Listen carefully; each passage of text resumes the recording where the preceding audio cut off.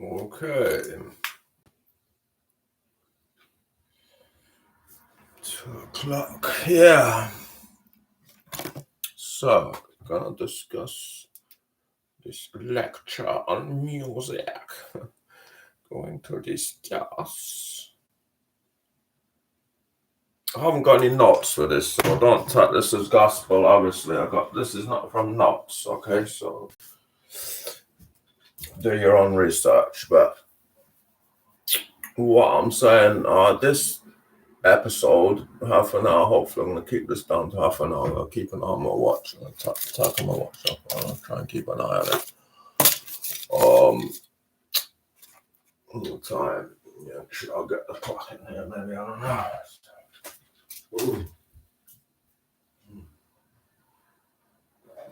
Ooh.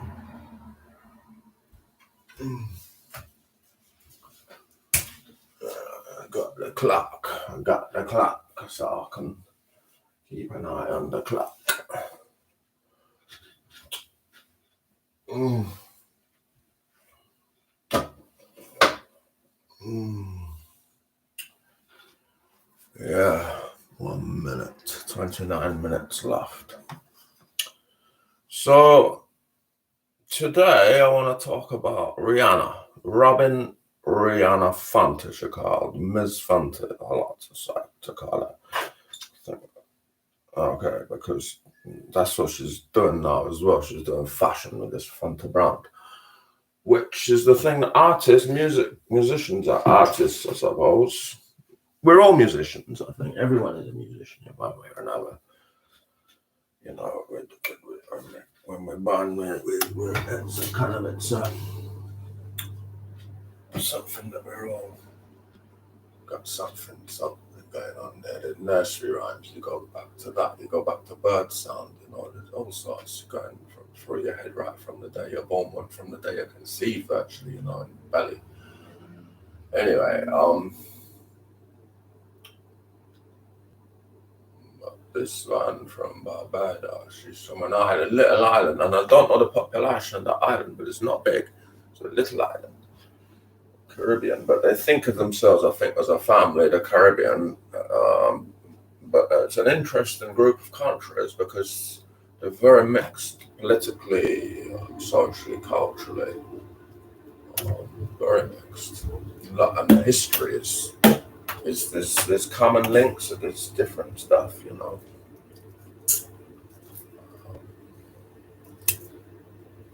And the Caribbean, I mean, there's various islands that are probably similar, close and near there. That's digressing a bit. That's geography.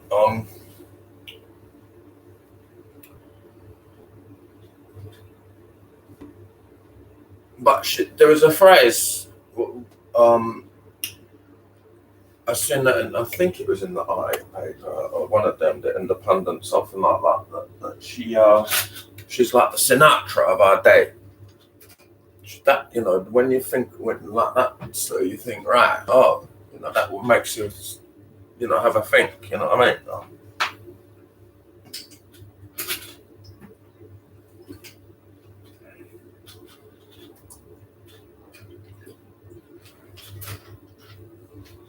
And there's a lot of truth in it, And the fact is, she's been quiet for. I don't know much about Sinatra, about his personal life and the rest of it, because there is a personal story here that is linked with her music. That the one you might think I'm thinking, the thing with the incident in LA, the photos and the police. No, the personal thing I'm thinking of is the fact. Well, this is the other thing that she hasn't produced an album now for quite a while. Now that is interesting. This fact, that she's like, she's the Sinatra of our day. We all want to be hearing from Rihanna new music. Is it a marketing ploy? Who knows? Is it just her the way she feels? She doesn't want to put an album. And then the latest thing where they're saying it's going to be a reggae album. Good. And why not? But it's interesting, the fact. I think 2016 was her last album, so we're talking 4 years now, when every single year how many albums she put. This is going to be called Rihanna 9 or something. So she's put out 8 albums between 2007 and 8, or 2006 and 2016. Nearly an album every year, and like serious up. Like what the first two were more, that they're like, I was gonna say throwaway, but they're not throwaway. They're completely different style. They're albums that could be recorded quite quickly, I think. And they might be her best. Often the first album is the best, and there's a lot. I remember seeing her the first time. I couldn't remember playing anything off those albums. She might have done, but very, very little. Which was interesting. She just played the main stuff, was the 2 albums. The one that got her really famous, which is the 3rd album. This Jay-Z likes to take all the credit for discovering her, making her famous. No, she's done 2 albums before that, and she talks about it. That managers and people in Barbados or wherever, it might have been America, they discover her. She talks about this. She goes to America, goes to New York. I think it's New York. This is Jay-Z, whoever that, a J with a Z as a surname, whatever that surname is. You don't even think, Z as a surname. He can get away with it. You type that into Facebook, you won't be able to put yourself down as Jay-Z. He probably can. Anyway,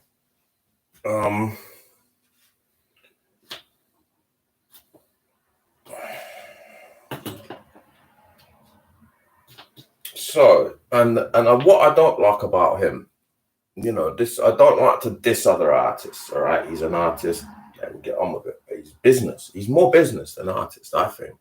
He's more business than artist because he's make sure that with the very first album he got her, producing her 3rd album, which is called Good Girl Gone Bad, I think it's called. The very first song, the one that got her all that fame, Umbrella, he makes sure, I doubt he wrote it. He might have done that part. He might have been writing it because he was singing in it, but I don't know. It might have been. I have to check that. I should check that on the Google or wherever. Who wrote that? Interesting to know. I might check that right now. But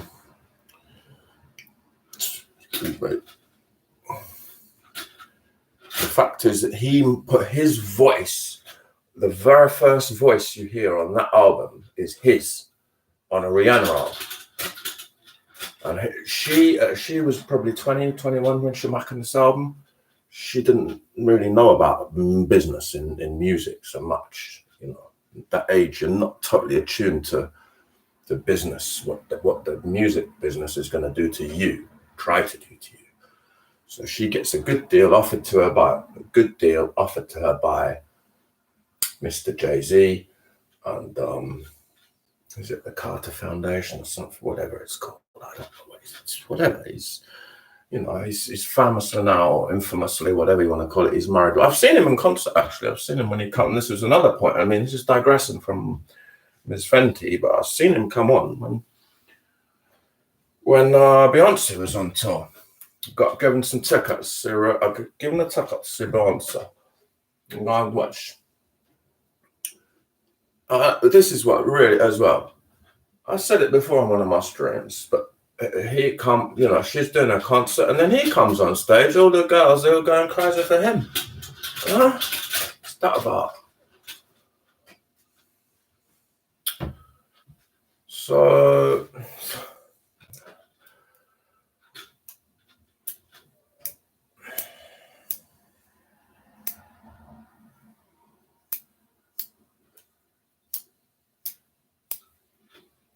anyway, going back to this point, that album, Good Girl Gone Bad, let's have a look at this Umbrella.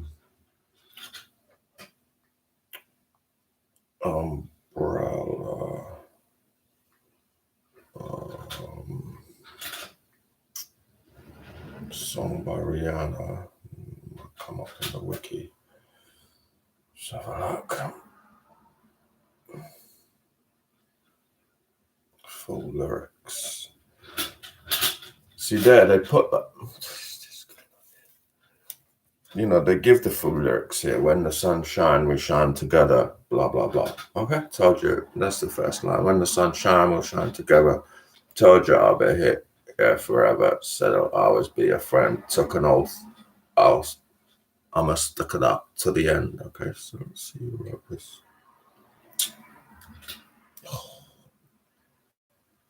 Album Umbrella. It wasn't Umbrella album. See, this is the thing with Google. It wasn't even called Umbrella. You've got to do your own research. When you do research, make sure you do research. And where's the wiki? Let's see what wiki says. Umbrella song. Here we go. Normally this should be if they say who's actually written it.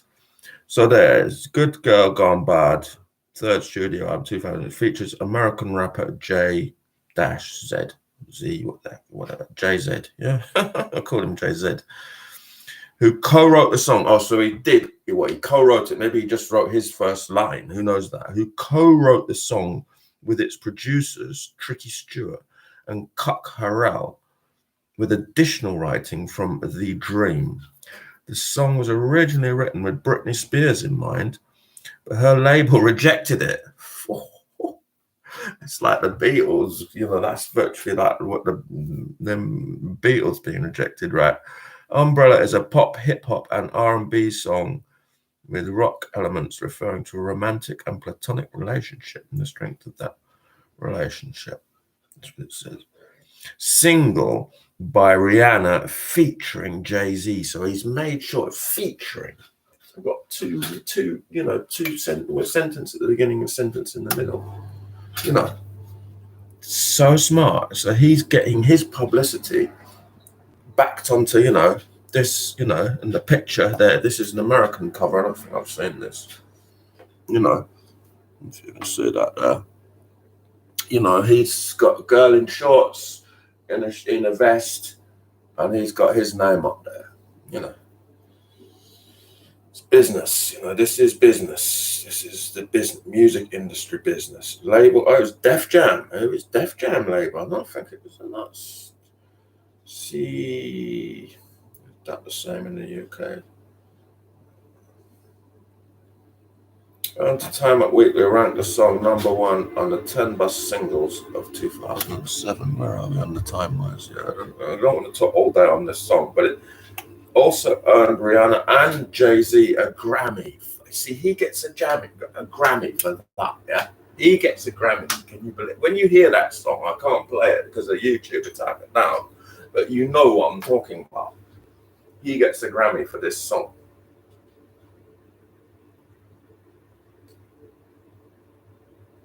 Best rap song collaboration.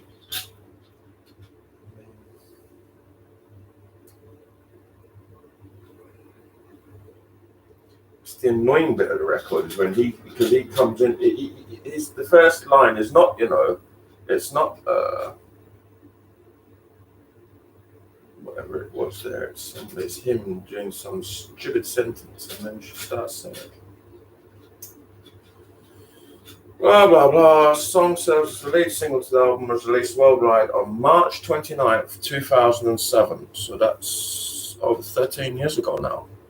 Over 13 years ago. And that song, that's just financially, that can sustain her career. She can do anything she wants after that success of that. Really. That song is, she could go on it. But I don't know if she's getting the rights to it, though. Now, this is the other point. Now, this is what I'm saying about business and Jay-Z, he's probably raking in money. Def Jam, she you know what I mean? She's not. This is what I'm saying.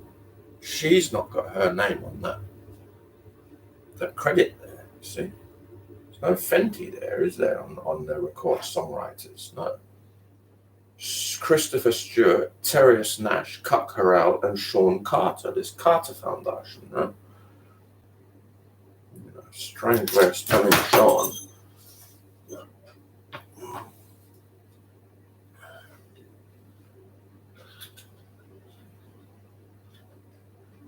Some American version of Sean. Anyway. I want to look at this because it is important. It was one of the most played songs on radio in the 2000s decade. Owing this, the United States, blah blah blah, commercial success, top in the charts. Australia, Canada, Germany, Spain, public one, Sweden, Switzerland, United Kingdom, United States. In the United Kingdom, where the song's chart performance coincided with the prolonged rain and flooding, it is one of the most played songs on radio in the 2000s decade. It managed to stay at number one on the UK singles charts for 10 consecutive weeks, the longest run at number one for any single of that decade, and is also one of the few songs to top the chart for at least 10 weeks. The single was one of the highest digital debuts in the United States at the time and remained at the top of the US Billboard Hot 100 for 7 consecutive weeks. Singles accompanying music video. Well, this is a different subject as well, although it's to do with promotion and the rest of it. It's all part of it. It was directed by Chris Applebaum and features, among all, Rihanna's nude body covered in silver paint. Ms. Fenty, we call her. Riri, they like to call her. The video and Rihanna. Video of the year at the 2007 MTV Video Music Awards and most watched video on muchmusic.com at Much Music Video. Among the countless amateurs, Umbrella has been covered by several notable performers from a variety of musical genres, including All Time Low, The Baseballs, Biffy Clyro, Manic Street Preachers, McFly, Mike Shinoda of Linkin Park, One Republic, Taylor Swift, and Vanilla Sky. Rihanna performed the song at the 2007 MTV Movie Awards, 2008 Brit Awards, and was the closing song of the Good Girl Gone Bad tour. The Last Girl on Earth and the Loud tour. It was included in the Diamonds World Tour and the Anti-World Tour. Umbrella is also a playable song in the 2012 video game Just Dance 4. There you go. There's a whole massive. I mean, this is one song. Look at the wiki on this, and look how many chapters on wiki on this. You know, this is pages and pages on this one song. So you know, and she playing imagine a Rihanna gig where she doesn't play it. You know, she can do it. You know, she does a reggae gig. You know. Umbrella, where's Umbrella? Not going home. Can we hear Umbrella? Yeah, where are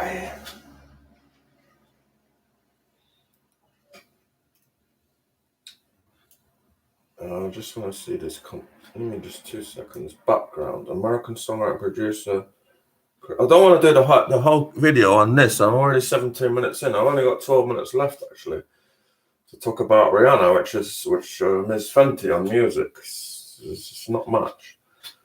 American songwriter, producer Christopher Tricky Stewart convened with Terrace the Dream Nash. Maybe I should make it an hour actually, this lecture. We'll see. Maybe half. We'll do half an hour. I might do another half. It might have to do part 2 of this. American songwriter, producer Christopher Tricky Stewart convened with Terrace the Dream Nash and Cut Corral in January 2007. So basically, they're the ones who've written it, and he's come along and said, "This is what I mean exactly." At the Atlanta-based Triangle Studios to Atlanta, so Georgia. This is Georgia. Yeah, they think about this song. To create new material. In the studio, Stewart was messing around, in quotes, with a walloping hi-hat sound, which he found in the free music software GarageBand, which is included in all Mac computers. With his attention caught by the sound, Nash asked Stewart what he was doing. "Oh my gosh, what is that beat?" When Stewart incorporated chords onto the hi-hat, immediately the word popped into Nash's head. He went to the vocal booth and started singing. Nash wrote the first 2 verses and the chorus over Stewart's skeleton track. They quickly wrote the lyrics, completing the first verse in 60 seconds. 60 seconds to write this tune, the first verse. They continued into writing, adding the hook while Stewart would put the next card. In a matter of hours, they'd recorded the demo of the track. A matter of hours written that track. The whole demo was recorded within hours. When you know, in the studio, a few of you in the studio jamming, look at it, a few hours. 60 seconds for the first verse, and the song was written with American pop singer Britney Spears in mind, whom Stewart had previously worked with on a 2003 single, Me Against the Music. Stewart and Nash thought that Spears, who had her personal life a little out of control, in quotes, at the time, needed a hit as a musical comeback. Spears was working on her fifth album, Blackout. That could be a next, maybe part 4. If I do part 3 of that in the second half of this, that could be part 4. I don't know. Birthday. So they sent a copy of the demo to Spears' management. However, Spears did not hear the song because her label rejected it, claiming they had enough songs for her to record. See, this is management. This is the thing with music and management, you know. Following the management's rejection of the track, Stewart and Nash dealt it out to other record labels. It was also given to English singer-songwriter Taio Cruz, who failed to convince his record company to release it. It was then opted by Island Def Jam chairman Antonio L.A. Reid, a friend of Stewart, who established his first studio. By early February 2007, the demo was sent to Reid's right-hand woman, A&R executive. Never remember what A&R is. Artists and repertoire. It's the most important fucking word in this business. Artists and repertoire. All right, that's one of the keys to this industry. Artists and repertoire as the division of a record label or music publishing company that is responsible for talent scouting and overseeing the artistic development of recording artists, singers, instrumentalists, bands, and so on, and songwriters. It also acts as a liaison between artists and the recording label or publishing company. Every activity involving artists to the point of album release is generally considered under the purview and responsibility of A&R. Artists and repertoire. Artists and repertoires. They're the personal manager of the performer. Really, that's how it works. We've got another 7 minutes.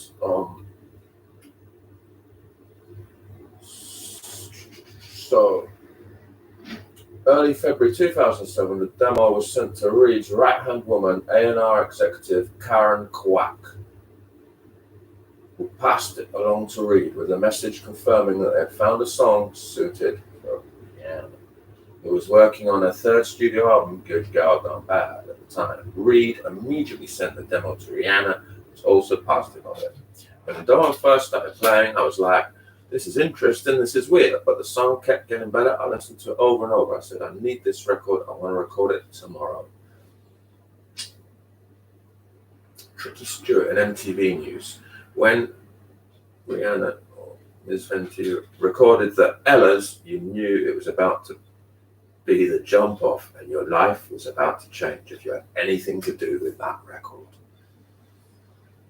Yeah, I've seen her in concert 3 times. There's more of it. I should actually finish this chapter. It's interesting. However, since it was the Grammy season, and this is a fascinating chapter. How long is it? I don't know if I've got long enough to. I probably should have just about get this in, and I'm gonna have to do part 2 of this. So this part 1 is just this one song, I think, on that, but then I have to do part 2. Since it was the Grammy season, right? Grammy. This is American Music Award, yeah? Stylized as Grammy, capital G-R-A-M-Y, originally called Gramophone Award, or Grammy, is an award presented by the Recording Academy to recognize achievements in the music industry. The trophy depicts a gilded gramophone. Annual presentation ceremony features performances by prominent artists and the presentation of those awards that have a more popular interest. The Grammys are the second of the big three networks' major music awards held annually between the American Music Awards in fall and Billboard Music Awards in summer. Grammy Award, awarded for outstanding achievements in the music industry. Country, United States, presented by the Recording Academy, first awarded May the 4th, 1959, 61 years ago, as a Gramophone Award. Recording Academy. Formerly, the National Academy of Recording Arts and Sciences, abbreviated NARAS, is an American learned academy of musicians, producers, recording engineers, and other musical professionals. It is famous for its Grammy Awards, which recognize achievements in the music industry. Santa Monica, 3030 Olympic Boulevard. There you go. Affiliations: the Latin Recording Academy, Music Cares. President interim. So, there you go, that's the organization. Producers and Engineers Wing. According to the Recording Academy, Producers and Engineers Wing is part of the Academy made up of producers, engineers, mixers, and other technically involved professionals. See, this is another subject, all right? The Grammy University Network.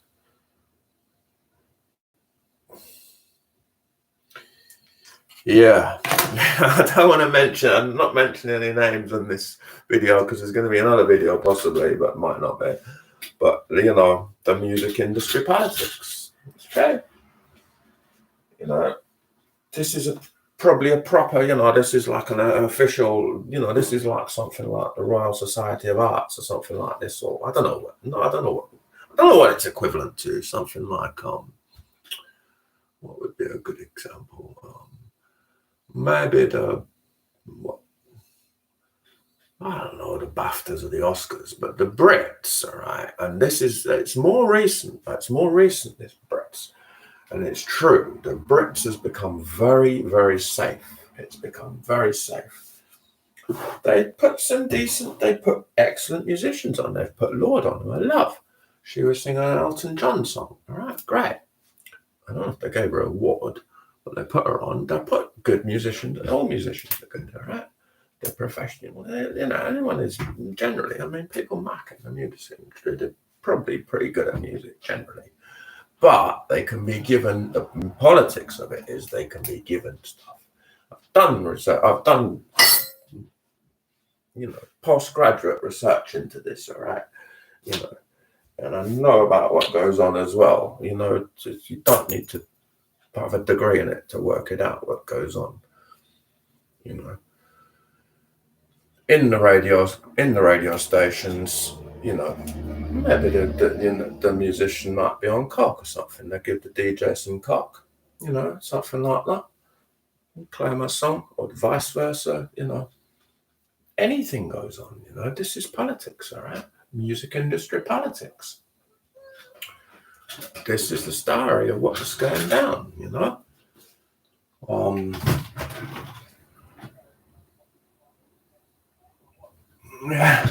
They're not isolating. There are about 6 or 7 of them there. Anyway, that will have to be edited because people won't understand what I'm talking about if they look at this in a few years' time. Anyway,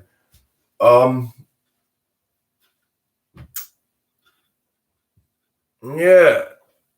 So there we go. But going back to that Ella. Very interesting, you know, very interesting point. You can stand under my umbrella, Ella. It's like Ella.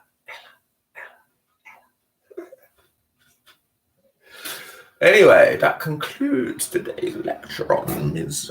Robin Rihanna Fanta. Maybe to be convened later tomorrow. I see. But Romanians don't believe in tomorrow, so I think. I don't believe in tomorrow.